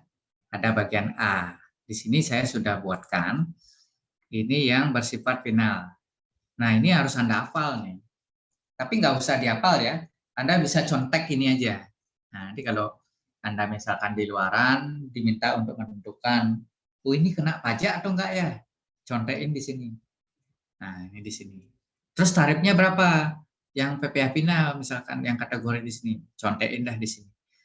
Kalau Anda mau lihat aturannya, bisa di sini. Tinggal Anda, kan ada Google, nanti bisa Anda lihat di ortek.org, bisa. Itu gradawan. Kalau mau berbayar, bisa juga. Paling bayarnya 300.000 setahun, gitu ya. Ya, nah ini bunga deposito, tabungan, diskonto SBI, surat berharga negara. Nah ini 4 ayat 2 nih. Nah, nanti kita belajar di PPH Output ya. Nah ini juga, tapi sekarang Anda belajar yang mana yang final. Nah, ya. Jadi ini kita gambarkan di sini, kita belajar di sini. Ini kategori yang final nih. Ada bunga deposito, tabungan, bunga obligasi, penjualan saham di bursa efek, hadiah undian, pesangon, honorarium, bangunan, pengalihan tanah dan bangunan, atau sewa tanah dan bangunan, usaha jasa konstruksi. Ya, ini banyak. Termasuk dividen yang dibayar, yang diberikan kepada orang pribadi. Ya. Ketika diinvestasikan, ya. Ketika tidak diinvestasikan, masuk dia PPh final. Misalkan digunakan untuk konsumtif, gitu ya. Ya, berarti masuk dia dipotong atau dibayar PPh final. Dia bayar sendiri. Kemudian di sini ada juga pajak UMKM. Ya. Nah, ini kategori final nih. Di sini kategori final untuk orang pribadi. Nah, kalau untuk badan juga hampir sama. Nah, perbedaannya dikit saja. Final di 1771. Bagian 4. Nah, lampiran 4 bagian A. Nah, ini juga masuk kategori final. Nah, nanti Anda pelajari ya, kategori final. Oke. Nah, kemudian ini step pertama, step kedua. Step ketiga ini tidak final.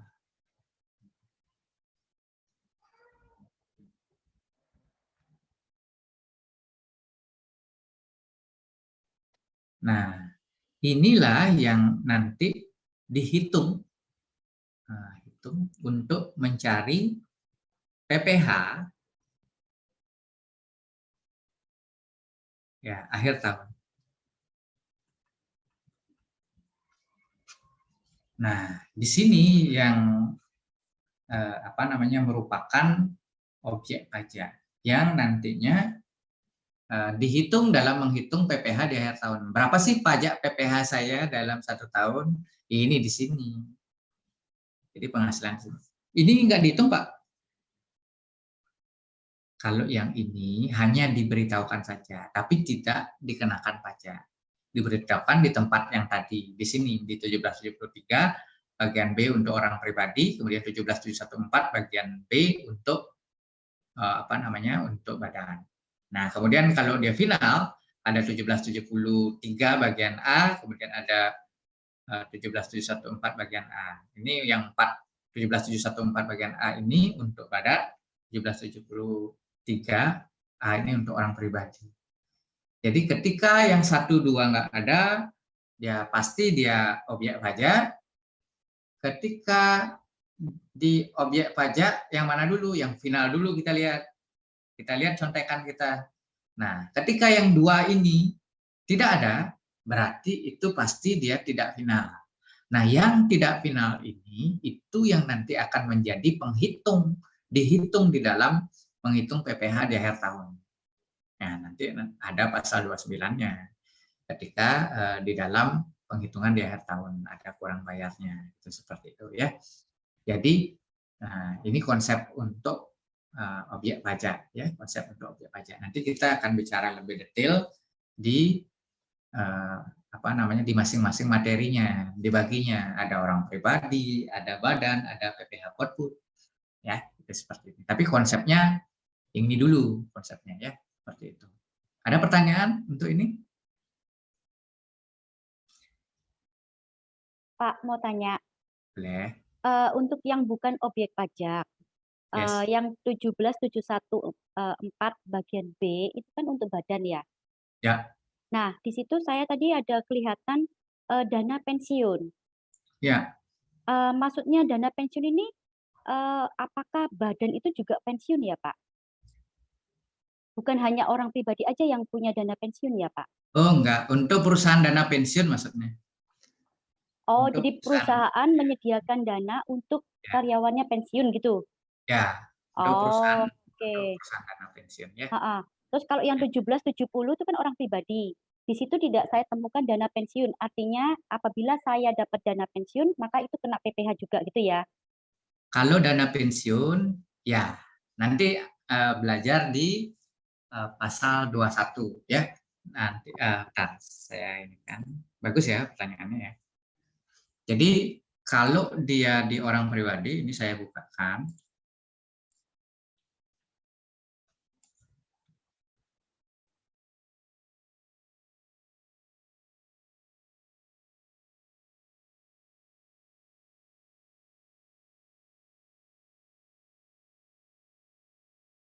Ini laptop saya RAM-nya ini udah. Nah, ini udah bisa. Jadi orang pribadi ini kan tadi ya, nggak ada ya dana pensiun ya.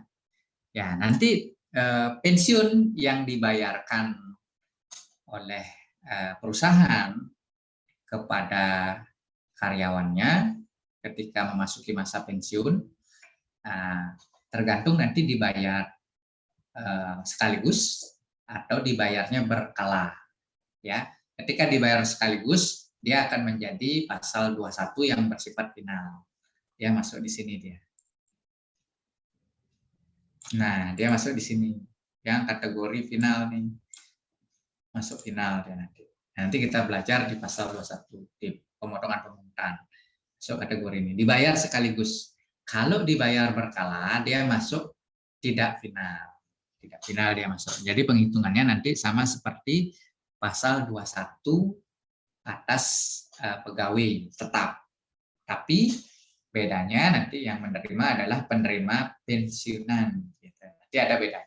Itu lebih detailnya kita nanti belajar di pasal 21 ya, pemotongan pemungutan. Itu ya Ibu. Ya Pak. Terus Pak yang 1770 tadi ini yang bagian B itu kan ada poin nomor 4 sama 5. Itu bedanya apa ya beasiswa itu Pak? Ya. Beasiswa di poin 4 sama poin 5 apa bedanya? Iya, betul. Ini asuransi beasiswa maksudnya. Ada asuransi yang beasiswa, ada asuransi. Tapi untuk orang pribadi ya. Kalau asuransi kerugian dia objek pajak ya. Tapi kalau dia asuransinya berupa kesehatan, kecelakaan jiwa, dwiguna, asuransi beasiswa, nah itu masuk tidak objek pajak. Kalau beasiswa beda lagi, beasiswa sendiri, beasiswa kayak ini ya. Kalau ini asuransinya, asuransi. Ketika mendapatkan klaim asuransi beasiswa. Ya, bagus ya, kritis ibunya, bagus ya. Oke, makasih Pak. Ya, oke. Ada lagi? Nah, coba saya kasih case satu. Oh, ya boleh. Saya mau bertanya Pak, apa perbedaan antara hak atas pengalihan tanah atau bangunan dengan hibah? Kenapa perbedaannya satu yang bukan objek pajak, yang satunya termasuk objek pajak?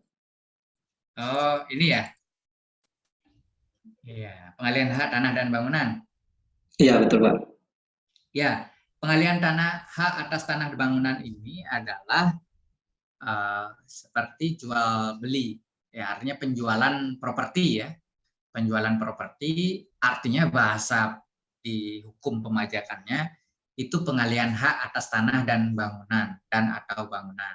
Jadi kalau bahasa di luarannya itu penjualan tanah atau penjualan properti seperti itu. Jadi kalau hibah ya tentunya hibah yang dikatakan di sini tidak objek pajak adalah hibah yang dari orang tua ke anak 1 derajat lurus. Nah, nanti belajar di orang pribadi itu. Jadi hibah ini untuk 1 derajat lurus. Ya, 1 derajat lurus artinya dari ayah memberikan ke anak. Bisa dalam bentuk aset, bisa dalam bentuk dana gitu. Nah, itu artinya hibah artinya ya gitu. Ya dialihkan juga, cuma ya tidak objek pajak gitu. Kalau dari orang tua ke anak gitu ya. Kalau dari orang lain misalkan dari paman menghibahkan ke ponaannya gitu, ya objek pajak gitu ya. Ya, kasih Pak. Oke, ya sekarang saya kasih case. Misalkan Pan Locong. Jadi dia misalnya saya kasih nih, saya contohin Pan Locong aja. Misalkan kasih case.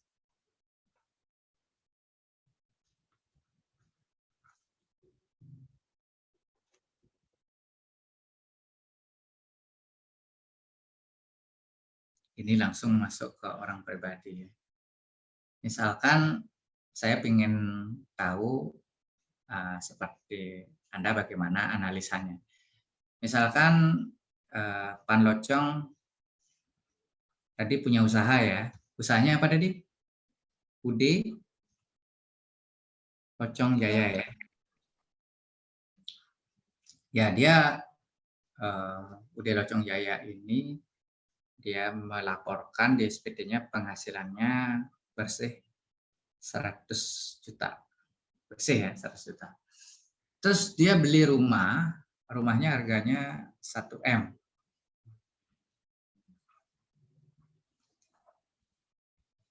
Kemudian datanya ada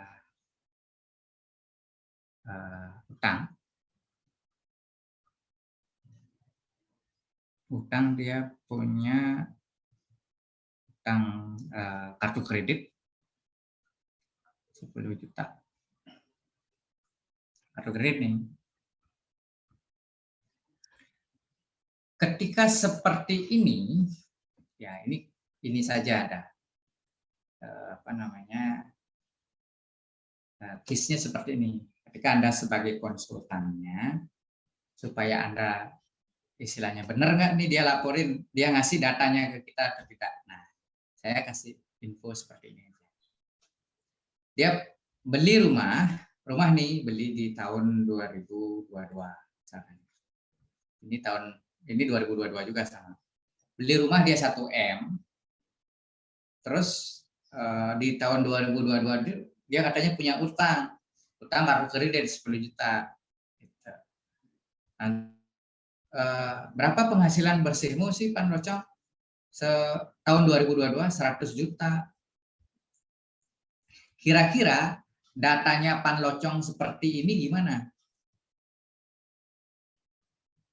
Apakah wajar atau tidak wajar? Ada yang mau bantu?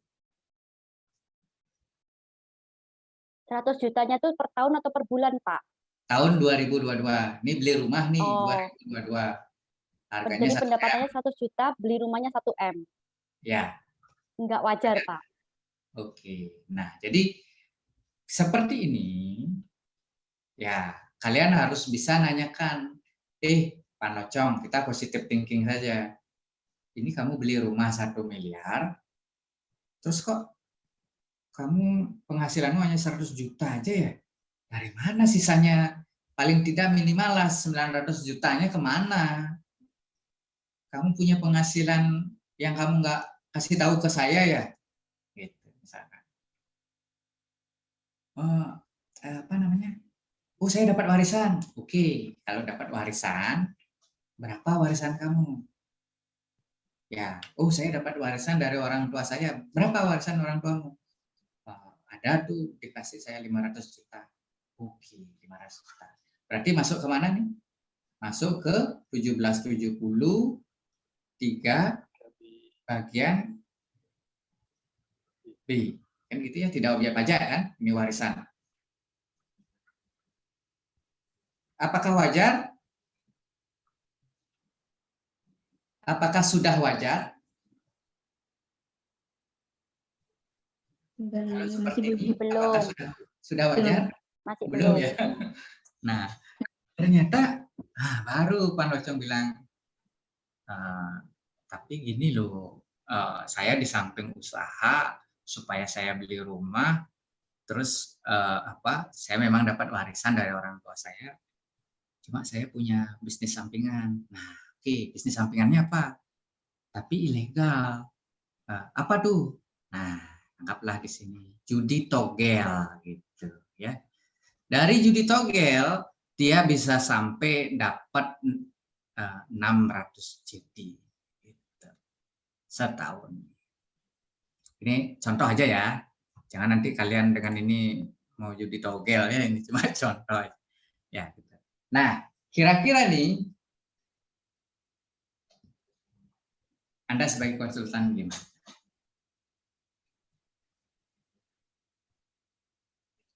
Nah, ini bagian daripada ini ya, dasar pemahaman ya. Dia penghasilannya ada nih dari judi togel 600 juta dia bilang. Jadi dengan ini kan kalian gampang lihatnya, ini masih nggak normal loh Pak, nggak wajar loh. Berarti ada penghasilan yang Anda sembunyikan nih, yang nggak Anda laporin ke saya. Ya, nanti kalau salah ngisi SPT, salah bantuin ngisi SPT, nanti Bapak salahkan ketika ada masalah nanti di kemudian hari. Oh iya Pak, saya ada itu bisnis sampingan apa judi togel, dapatnya 600 juta dia ya per tahun. Kurang lebih kalau model seperti ini, seperti apa? Sekarang Anda tadi sudah saya berikan, nah kita lihat ke sini ya. Kira-kira nih judi togel itu masuk yang mana? Tidak final. Masuk 1, 2, apa 3? 3. Masuk yang 3. 3. Jadi Anda pintar. Artinya Anda sudah bisa artinya memahami. Jadi saya buatkan case seperti ini supaya paling tidak saya mau melihat, oh berarti Anda memahami. Jadi Anda nggak melihat ke fokusnya ke judi togel, ilegal, nanti gimana laporin ya. Kita belajar di sini PPH, pajak penghasilan. Namanya penghasilan, dia nggak lihat kamu mau punya penghasilan legal maupun ilegal, ya nggak lihat. Yang penting ketika ada tambahan kemampuan ekonomis, ya akan dilihat apa masuk kategori 1, 2, atau 3. Makanya ini saya bilang dasar. Nah, ketika Anda nanti sebagai konsultan pajak, misalkan Anda punya klien, dia bilang, oh saya punya penghasilan ini Pak. Nah, Anda tinggal lihat aja, masuk objek pajak atau enggak ya. Nah, ini caranya seperti ini, Anda mengkriteriakan. Jadi ketika tadi saya, mohon maaf, bahasan saya atau case saya agak ekstrim sedikit, tapi maksud saya, yang ekstrim saja Anda bisa, apalagi yang normal-normal pasti bisa. Jadi yang betul ya, jadi yang tadi, yang konsep tadi, walaupun dia dapatnya penghasilan dari judi togel, ya tetap aja dia artinya 3. Tapi Pak, kan nanti ditangkap polisi dia. Ya pajak dia nggak ngelihat apakah bisnis kamu dari legal maupun ilegal. Yang penting adalah apakah wajar nggak SPT-mu. SPT tahunannya itu wajar atau enggak? Beli rumah 1M, penghasilan berapa tadi? 600. Ya 100 yang bersihnya ditambah 500 dari warisan misalkan. Berarti kan ada yang masih kurang nih dilaporin nih gitu kan. Nah, itu kan masih tidak wajar. Kita saja yang katakanlah kalian yang belum mempelajari pajak yang lebih ini bisa memahami. Apalagi orang pajak itu sendiri kan itu seperti itu. Jadi ini saya sampaikan ke seperti ini, ya paling tidak Anda punya wawasan nih. Besok Anda menjadi konsultan pajak yang nggak hanya sekedar ngitung aja, oh segini laporannya. Ternyata besok di kemudian hari ada masalah nih pajaknya orang. Anda yang disalahin misalkan. Kok lapornya nggak benar nih ya? Ya gimana? Data Anda yang Anda memberikan tidak sesuai, ya.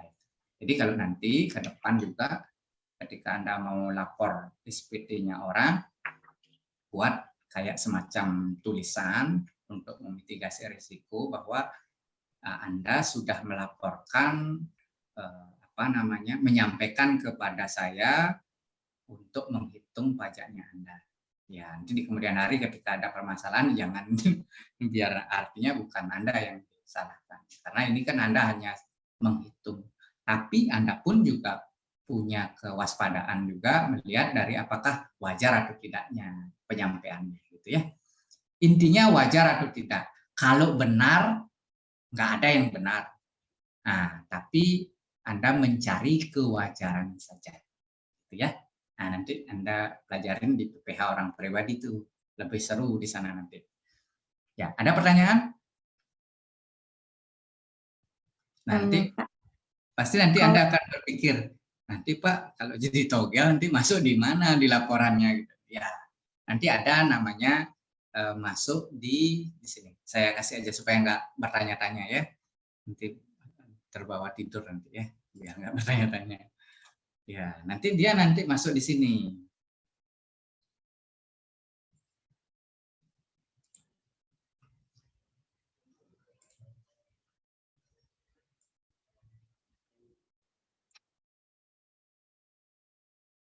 Nah, di sini masuk dia.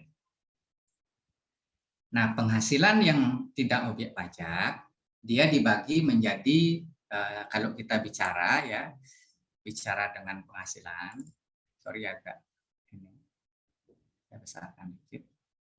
Di sini ada namanya dari usaha, ya, dari usaha, kemudian ada pekerjaan bebas, ada dari pekerjaan, kemudian ada dari dalam negeri lainnya, ada dari luar negeri. Nah, yang seperti tadi, ketika ada penghasilan-penghasilan yang tidak terdefinisikan, nah Anda bisa masukkan ke dalam negeri lainnya. Tapi yang pasti SPT Anda wajar. Nah, ini seperti ini. Wajar dalam arti ketika Anda memperoleh aset, nah aset itu pasti ada sumbernya. Sumbernya di mana? Sumbernya kalau enggak pembiayaan, utang, pasti dari penghasilan. Gitu. Kalau enggak utang, pasti dari penghasilan. Atau jual, atau dari tabungan. Gitu, seperti. Nah, sekarang pilihannya yang mana? Gitu, seperti apa? Yang penting Anda tahu dulu gambaran besarnya bahwa SPT itu harusnya seperti ini. Jangan hanya Anda nanti tahu inputnya tinggal input ya siapa aja mungkin bisa ketika Anda sudah mempelajari. Tapi paling tidak apakah SPT ini wajar nggak ya? Gitu seperti. Anda juga perlu punya sense itu. Nah ini ya. Jadi nanti masuk di sini dia penghasilan itu dalam negeri lainnya kita cemplungkan di sini. Ya, jadi kan nggak ketahuan nih, ini apa ya nih, judi togel atau apa ya, orang pajak juga nggak akan dalam tanda kutip ngurusin Anda mau judi togel, mau dapat penghasilan dari mana. Yang penting wajar, gitu ya. Nah, dari sisi perolehan asetnya, kemudian dari sisi tambahan kemampuan ekonomis dari penghasilan. Itu ya, cukup ya.